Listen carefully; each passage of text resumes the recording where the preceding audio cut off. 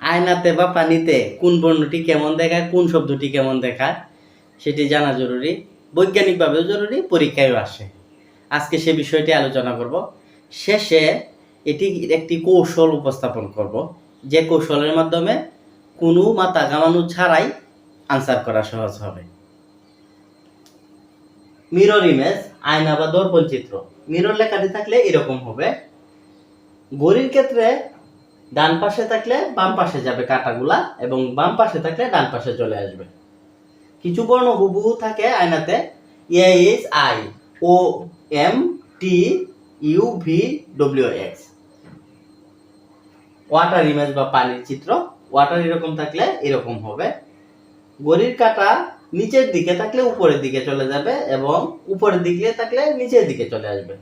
কিছু বর্ণ হুবহু থাকে এক্ষেত্রেও, BCDESIOX।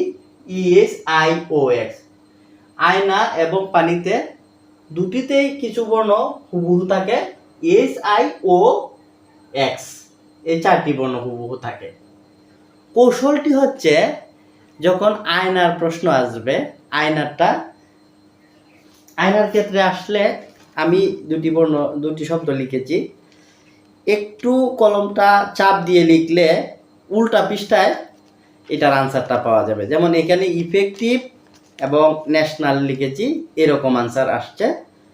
আপনারাও ট্রাই করে দেখতে পারেন। ঘড়ির ক্ষেত্রেও সেটিই হবে, উল্টালে যে আনসারটা হবে সেটাই মিরর ইমেজ। ওয়াটার ইমেজের ক্ষেত্রে আরেকটু কৌশলী হতে হবে। আমি দুটি শব্দ লিখেছি, নিউক্লিয়ার, ফ্যামিলি।